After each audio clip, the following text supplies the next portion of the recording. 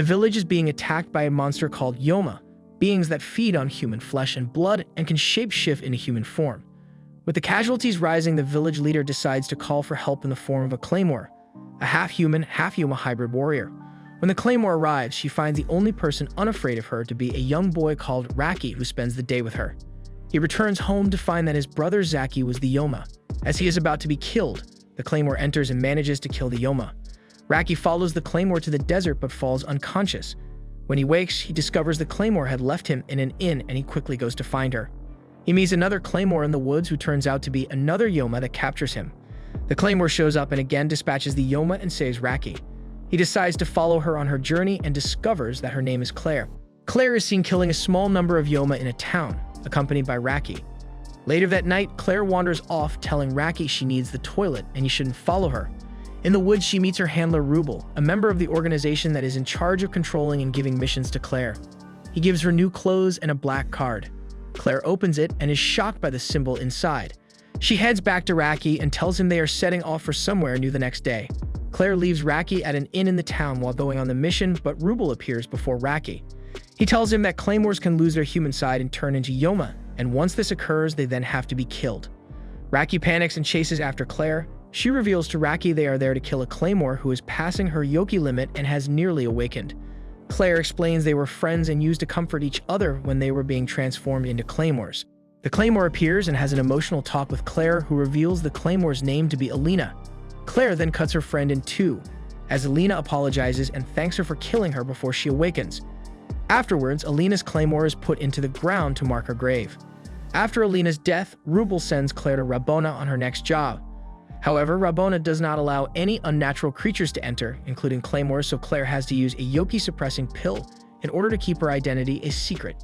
Unfortunately, this makes her lose the ability to sense the Yoma, and she'll have to search the hard way. She and Raki enter the holy city under the guise of a brother and sister looking to sell some items. They head to the church and meet with the Father Vincent, the man who sent for the Claymore's help. Later that night, Claire meets with him again, and after gaining little information, asks him to take care of Raki if she dies. She leaves but is ambushed by Galk and Sid, two guards who suspect her of being a Claymore. The next morning, the soldiers enter Claire in Raki's room and accuse Claire of being a Claymore. They see Claire's eyes are brown, not silver, but still suspect her. But Raki manages to convince them she is just a normal girl. She again meets with Father Vincent and tells him she believes the Yoma is a voracious eater and that she will hunt for it again at night. When night falls, Claire leaves in search of the Yoma but is once again attacked by Galk and Sid. After a brief skirmish, they hear a scream from the cathedral. Claire heads there, but she is unable to sense the Yoma and is attacked. Galk and Sid try to help but have to be saved by Claire. During the battle, she is impaled by the Yoma's extendable nails. The Yoma drops the badly injured Claire and turns his attention to Galk and Sid. Suddenly, a large number of soldiers enter the cathedral, and the Yoma quickly makes its escape. Galk picks up Claire despite Sid's protests, saying they have to repay her for saving their life. Raki arrives at the cathedral and runs to the severely injured Claire, who is being looked after by Father Vincent. Claire later wakes up and continues her search for the Yoma by checking all the priests in the cathedral, but she cannot find a Yoma amongst them. She wonders where it could hide and then realizes it has hidden itself amongst the church's tombs. Raki is seen walking through the cathedral's tombs when he is attacked by a corpse in one of the coffins. Claire arrives and saves him before engaging the Yoma in battle along with Galk and Sid. Claire slices off one of the Yoma's arms, but she soon has to stop as she is approaching her limit. The Yoma attacks Claire in her defenseless state, but she is saved by Galk and Sid. This gives her an opening to slice off the Yoma's other arm before slicing it in half. However, Claire has passed her limits and is beginning to awaken. She tries to behead herself with her own sword, but Raki grabs her and expressing his desire to remain with Claire, helping to stop the awakening process. Later, Claire and Raki leave the city for their next job. In the old days, a long-haired Claymore is seen killing Yoma in a village and leaves before meeting up with an organization member named Orse. He gives her next target after introducing her as Claymore number 1, Teresa. Teresa enters another village and begins to slay all the Yoma until only one remains. The final Yoma in human guise hides behind a young girl, but Teresa effortlessly kills him as well. The next day, Teresa attempts to leave the village but is stopped by the little girl. Teresa tells the girl that she is not her savior and kicks her away several times before heading into the forest. The girl enters the forest behind Teresa and continues to follow her.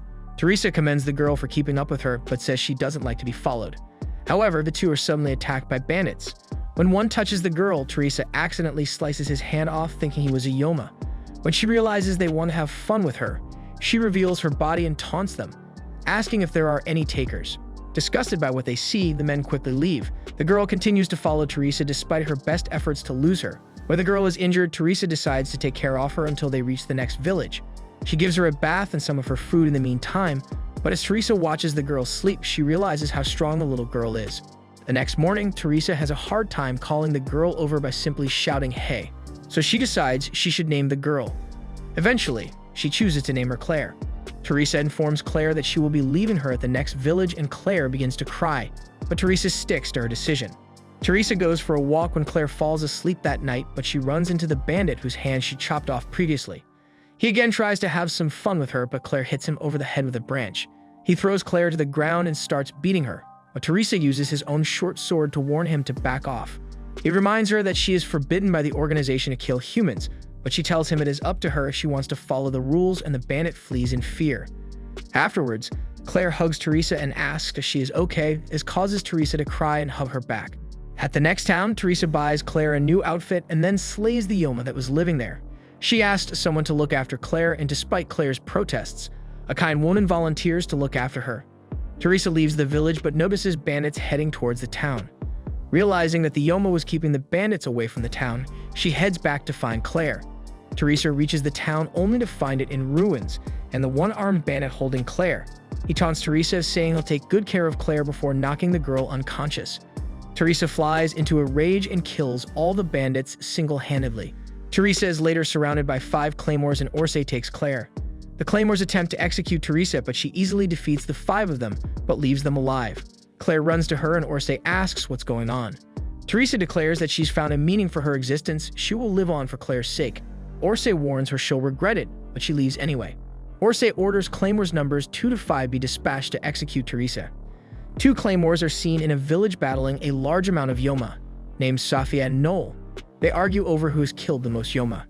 They also debate over who is ranked number 3. Another Claymore, Irene, appears and stops their argument.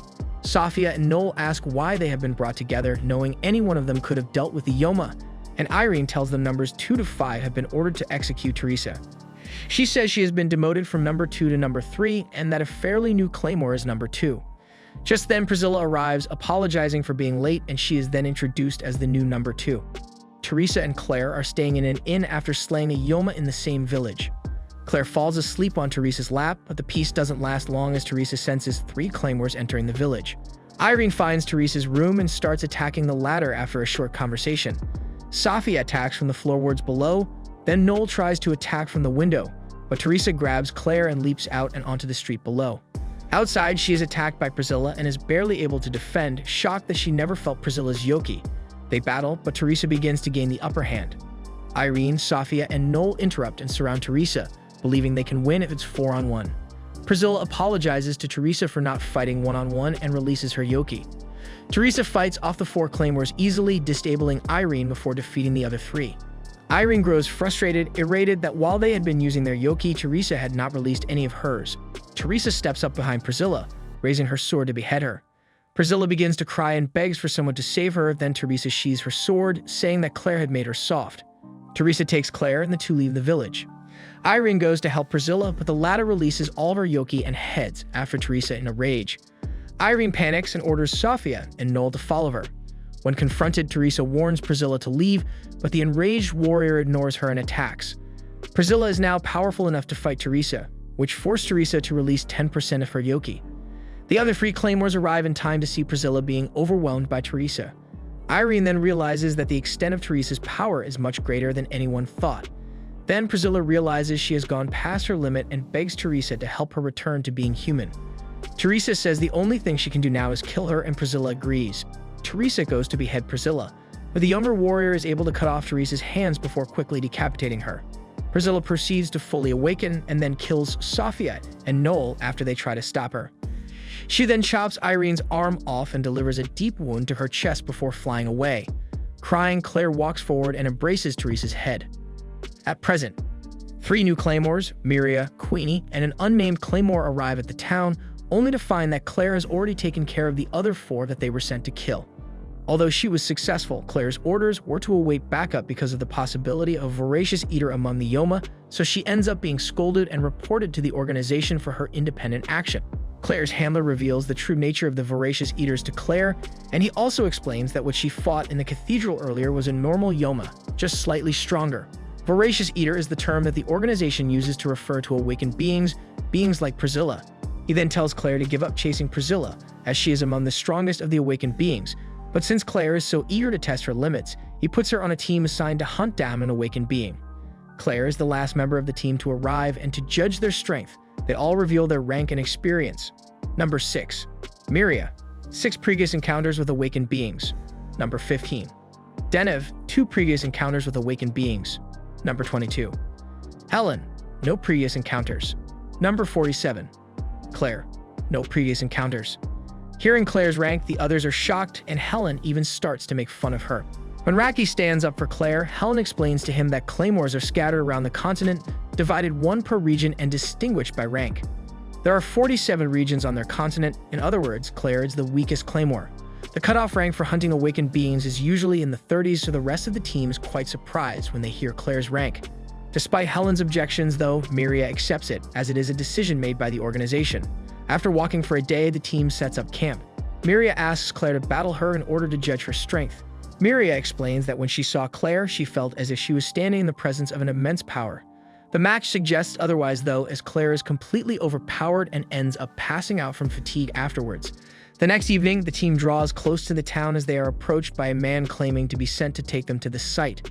However, Miria senses his yoki and attacks, as the man in front of them is the awakened being that they have been sent to take care of. But their information was way off. Before them stands a male awakened being, one which they have little chance of defeating given the strength of their current team. A claymore named Galatia gets summoned by a black-robed man named Ermita, who tells her to direct her senses at the mountain range beyond. There, she senses the yoki of the 4 claymores confronting a male awakened being. The awakened one begins the battle by ripping off Denev's arm and tossing her into a chasm. Helen and Claire begin fighting the awakened one, but Claire gets smashed against the cliff. Helen then releases her yoki, cutting off some of the creature's arms. However, the awakened being quickly reattaches his arms and attacks again. Helen is saved when Denev reemerges from the chasm and attacks the awakened being. Claire rises from the rubble, and Helen tells her to pull back as she values her life, claiming Claire has no business in this fight. Helen becomes curious as to how there is a male awakened being when all the claymores are female. As they fight, Miria explains to her comrades that in the past, the organization had created male hybrids as well, and although they were great fighters, they didn't hesitate to release their yoki, which made them more readily awaken. Miria tells the others that that's the reason only female claymores are created now. However, the awakened one interrupts her, telling her that she's missing some information, and swiftly stabs Denev and Claire before slashing Helen in the back, defeating all 3. Meanwhile, Raki looks toward the mountains, thinking about Claire, and the innkeeper asks about her. He replies that she's gone to the mountains for some business, and the innkeeper expresses worry, saying that previously, a number of claymores went to the mountains but never came back. Miria grabs Denev's body and speeds off away from the awakened one. He tries to stab her, but she speeds off to retrieve the bodies of Helen and Claire. He realizes that she releases 30% of her yoki to engage him in battle, but she manages to hurt him. He eventually pins her down and begins maiming and torturing her. Helen tries to get up, but she can't. Suddenly, Claire gets up and tells Helen that the battle is not over. As she approaches the awakened one, he tries to strike her but misses. He then tries to strike her repeatedly, but fails again.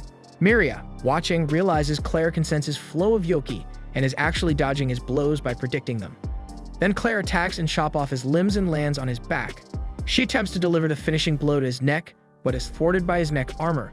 He strikes her down, but Miria has recovered enough to stand. Claire warns her that the attack is coming from below, and both claymores evade his sneak attack. With Miria's super speed and Claire's ability to sense his yoki, their abilities correspond and they attack and finish off the awakened being. As the 4 claymores recover from their injuries, Miria suggests that the organization has purposely sent them on a suicide mission, since she discovers that they are all troublemakers who may have partially awakened. Denev proves this theory on the spot by intentionally exceeding her limits in order to heal her wounds. To the claymore's surprise, she does not awaken from the process and her wounds are fully healed. Afterwards, Miria recommends the group keep quiet and try to eliminate their status as troublemakers. Then she warns the group to avoid top 5 claymores: Alicia, Beth, Galatia, Ophelia, and Rafaela. She advises the group to avoid fighting them at all costs, since a battle against even one of them would only lead to disaster. Claire is sent to engage another awakened being with another team. However, much to Claire's surprise, the team only consists of herself and Claymore unknown to her. Suddenly, the Claymore grabs Claire from behind, telling her she was having a familiar scent. She stabs Claire to taste of her blood, which reminds her of the blood of an awakened being. Soon afterwards, Raki arrives and attacks the Claymore with his sword, telling her to stay back from Claire. That's the moment when Claire realizes that the warrior is the number 4 of the organization, Ophelia. Ophelia then cuts Claire's legs off and introduces a game. Claire has to reattach her legs while Ophelia and Raki fight each other. Ophelia will begin at Raki's level, but each minute she will increase her speed and strength. If Claire doesn't hurry, Raki will be killed. Raki and Ophelia engage in combat while Claire tries to desperately attach her limbs again. Raki gets badly cut but continues to fight back, and Ophelia claims that she is impressed by Raki and Claire and their determination to win. The awakened being they were supposed to hunt arrives at the scene masquerading as a young girl, ending Ophelia's fun. She then changes into her awakened form and destroys the town. Claire manages to save Raki. However, Ophelia also survives the attack. She realizes that Claire's legs aren't completely healed and offers her to protect Raki while she completes the regeneration.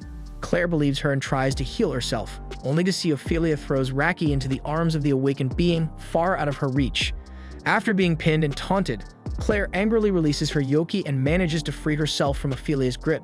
She charges towards the awakened being and saves Raki successfully. However, in doing so, she reveals her half-awakened status to Ophelia, who now truly wishes to hunt her down. Claire then tells Raki to hold on to her, and they escape. Ophelia wants to go after them but is quickly hindered by the awakened being, who wants to get rid of Ophelia first, and they engage in a fight. Meanwhile, Claire tries to get away as far as possible, knowing that the fight won't take too long. Stopping in the forest, Claire tells Raki to leave her, since Ophelia would only go after her. Raki refuses, saying that he wants to stay at her side, but Claire kisses him and promises that they will meet again. Tearfully, Raki takes Claire's words to heart and flees into the forest. Claire is seen running away from Ophelia. However, the latter soon catches up with her. Ophelia attacks and wounds her easily, even though Claire can predict her movements. Ophelia shows Claire her rippling sword, which is performed by vibrating the sword arm at high speed, causing the blade to appear as if it's rippling like a snake. In the ensuing struggle, Claire loses her right arm and falls from a cliff, but she did it on purpose to fake her death and let Ophelia think she dealt the finishing blow. Unfortunately, Ophelia sees through Claire's trick at the last moment. Out of desperation, Claire starts attacking Ophelia, but doesn't land not even a single hit. In the end, even her remaining left hand is cut off and she can't defend herself any longer. As Ophelia is about to perform the finishing blow, a stranger appears, saying that she sensed a familiar presence. Ophelia is annoyed by the random wanderer and carelessly attacks, not knowing that the stranger was no other than the former number 3 of the organization, Quicksword Irene. In mere seconds, Ophelia is quickly overwhelmed and incapacitated by Irene's high-speed sword attack. When Claire wakes up, she finds herself lying on a bed in a cottage with her left hand attached again. Irene appears and tells her that she had reattached her hand right before she passed out. Irene then gives her food and tells her to recover, but also mentions that Ophelia is not dead yet. Claire and Irene talk about Teresa, and Claire reveals her reason why she joined the organization. In the night, Ophelia is seen crawling on the ground, still heavily injured by Irene and crying for her brother to save her.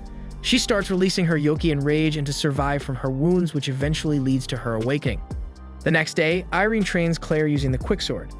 However, Irene realizes that Claire will never master the quicksword and cuts off her arm to give it to Claire. Claire hesitates but accepts the parting gift, knowing she requires its strength. Shortly after Claire leaves Irene's dwelling, the latter is confronted by Rafaela.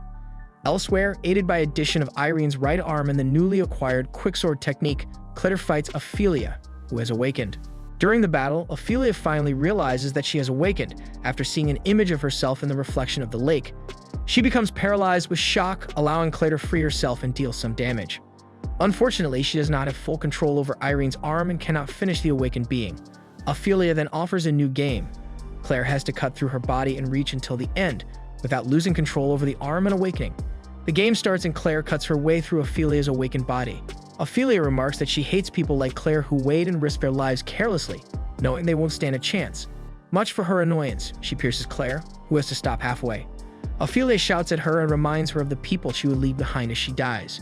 Partially thanks to encouragement from the vestige of Ophelia's humanity, Claire manages to cut through her whole body. Ophelia then allows Claire to kill her. Unable to contact Claire for 3 months after Ophelia's awakening and death, the organization decides to send Galatea to track her down. In the meantime, Claire searches for Raki, disguised and with her Yoki suppressed in a local town. She nearly runs into a party of Claymores on a hunt for an awakened being. The next day, Claire continues her search for Raki and meets a pair of siblings. The girl tells her about a boy, Raki, who was looking for her. Soon, a severely injured Claymore limps into the town and tells Claire that the group was captured. She sets off to rescue them as, unbeknownst to her at this point, they are being tortured into awakening. Claire arrives at a cave inhabited by two awakened beings, the abyssal one known as Rifle of the West and her lover and protector Doff. In her confrontation with Doff, Claire is rescued by Galadia. While trying to fight Doff again, Claire surpasses her limit and nearly awakens, but she is pulled back at last second by Galadia's Yoki synchronization technique. They then come to learn of a secret arms race between the three abyssal ones of the North, West, and South, and Rifle's intentions to raise as many awakened troops to join her side before their inevitable confrontation. As Galadia buys time by distracting Doff, Claire races to save Jean, the only Claymore capable of penetrating Doff's heavy armor with her special drill sword technique. When Claire finds Jean, Number 9's body is already completely awakened, but miraculously, her mind is still human. Jean begs Claire to kill her as long as she's still human so that she could die as a human. Claire, however, tries the same method that Galadia did to her to bring back Jean. Fortunately, she succeeds and Jean's body turns back into its human form.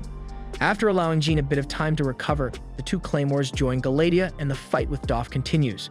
When things seem to be at their bleakest, Claire finally learns how to fully control the quicksword, and this allows Jean to use her drill sword to penetrate through Doff's armor.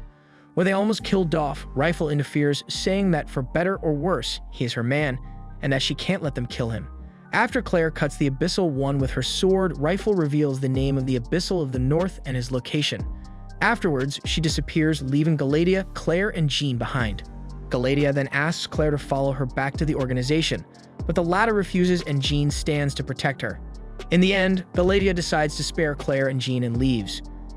After Galadia leaves, Claire also proceeds on her journey, followed by Jean, who owes her after she was saved. In the forest, Rubel and Rafaela confront Claire and Jean, and Rubel gives Claire the mission to go to the northern lands along with 23 other Claymores to hunt various awakened beings that gathered there. He also mentions that Raki has gone there, giving Claire even more incentive to go. Of course, Jean insists and is sent along as well. Once there, Claire is reunited with Miria, Helen, and Denev. The 24 gathered Claymores divide into 5 teams led by Flora, Undyne, Veronica, Jean, and Miria. Later that night, Claire meets up with the rest of the hunting party in a nearby cave to discuss what has happened since their last meeting. However, Jean appears and is initially unwelcome, mostly by Helen, but is allowed into the group because of her half-awakened status, which was the secret that Mira, Denev, Helen, and Claire are keeping. Claire then tells Miria, Denev, and Helen about her encounter with Rifle, but then asks about the Northern Mission's chances of success. Miria replies that the chances of success are 0 because the Abyssal One of the North, Eiley, is the leader behind the gathered awakened beings. The entire mission is simply a gambit to buy time for the organization to come up with a much more foolproof plan to defend themselves. Unfortunately, while all the Claymores are resting, 3 awakened being scouts attack the town. They manage to kill several civilians before the warriors can regroup themselves. Jean's team attacks the blindfolded awakened being while Flora's team is sent after the hooded awakened being. Charging in quickly, Flora tries to kill the hooded awakened being with her wind cutter, but he alters her attack using Yoki synchronization and then takes control of Carla. Claire, however, unleashes her quicksword and forces the creature to shed its human disguise.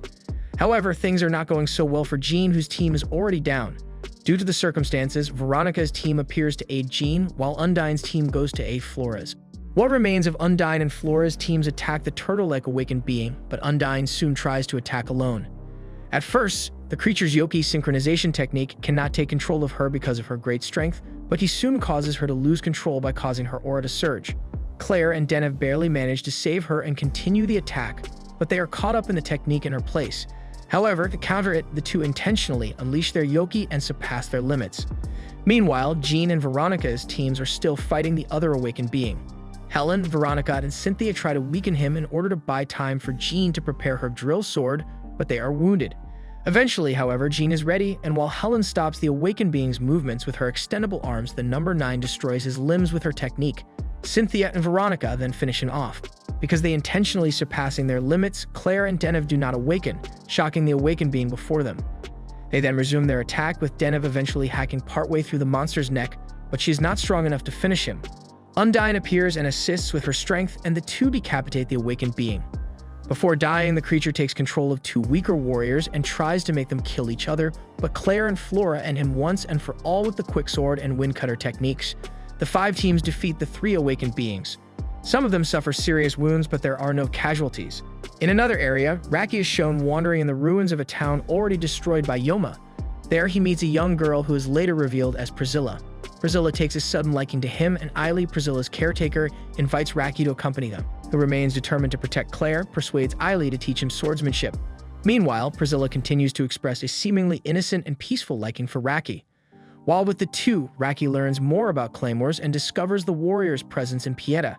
In town, Denев confronts her captain, Undyne, about her reckless approach to combat after the latter leaves their team in a fit of anger.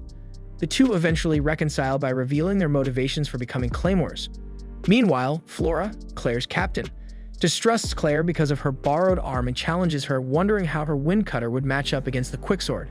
However, before the two can fight, Jean interferes. Claire reveals that Isla lent her the arm after Claire had lost her right arm in battle. She also reveals that she is after the awakened Priscilla, and these revelations gain Flora's support and trust. Meanwhile, Eiley meets his lieutenant, Ricardo, at a nearby lake and orders him to bring along the full manpower of his awakened followers to annihilate Pieta. Eiley and Priscilla head towards Pieta, while the Claymores prepare themselves. The Claymores perform well against the onslaught of awakened beings, forcing Ricardo to enter the fray to thwart any more casualties. Displaying his power, he dispatches Veronica and Undyne with ease. Meanwhile, Raki discovers Priscilla in a cave eating the guts of a man. Raki screams for Priscilla to stop. Jean gets impaled through her stomach soon after Undyne's death. Claire attacks Ricardo in rage, leaving Flora without protection. Flora gets vertically cut in half from her forehead. His next aim is Miria, the remaining captain and strongest of the Claymores assembled. Helen, Claire, and Denner try everything to prevent Ricardo from eradicating Miria. They're easily overpowered. The fight continues and Denner gets maimed by Ricardo. Back in the woods, Raki decides to leave Priscilla and Eiley after hearing that Claire is in Pieta. Miria struggles against Ricardo, and in the end, even she is outmatched by his speed and agility. In fact, she overused her phantom after image just to keep up with him. As she is about to get slain, Claire manages to cut off Ricardo's arm without him realizing it. Ricardo, excited at the prospect of a worthy opponent since Eiley had thrashed him, begins to take the fight seriously and enjoy it. Raki arrives and witnesses the partially awakened Claire. Determined to avenge Jean's ostensible death, Claire releases dangerous amounts of energy and eventually slashes Ricardo into pieces as Jean regains consciousness. Unable to return to her normal state, Claire requests from Helen to decapitate her so she will not awaken. Meanwhile, Priscilla recognizes Claire's energy and, believing her to be Teresa, as her memories return, Claire detects Priscilla's presence, so she surges towards Priscilla. Intrigued by the situation, Eiley orders his forces to remain at the sidelines as he observes the situation. In response to this situation, the organization dispatches Galadia, the eyes of the organization, to examine the conflict in the north. The fight between Claire and Priscilla venues within a volcano while Eiley observes the battle. Priscilla, who does not realize that she is an awakened being, easily repels Claire, who she believes to be Teresa. Meanwhile, Jean and Raki travel towards the battleground. As Claire is about to get killed by Priscilla, Miria, Helen, and Denев save her. They manage to reach a catbird seat, but Priscilla fully releases her power, as she had not fully awakened at that point. She effortlessly defeats the 3 Claymores. Determined to avenge Teresa, Claire fully releases her energy in an effort to defeat her. Claire, nearly fully awakened, and continues the battle despite Priscilla still dominates the fight with apparent ease. When Claire harnesses enough mental power and repeats to herself the whole purpose of her struggle, she experiences flashbacks of Teresa. Awakened Claire strikes her with multiple devastating attacks. Priscilla reverts to her human form and is about to be killed when Raki intervenes, but Claire, unable to control herself, attacks him as well. Jean takes the blow instead and, although fatally wounded, manages to have Claire revert to her human form to pay back for what Claire had done for her. This leaves Claire tormented with grief for the death of her comrade. Priscilla is then retrieved by Eiley. In the last scenes, Miria, Helen, Denев, and Claire announce their wish to leave the organization and depart on separate journeys, with Helen traveling with Denев and Raki with Claire. That's all, folks. If you enjoyed this video, be sure to let a comment below, hit the like button, and subscribe for more.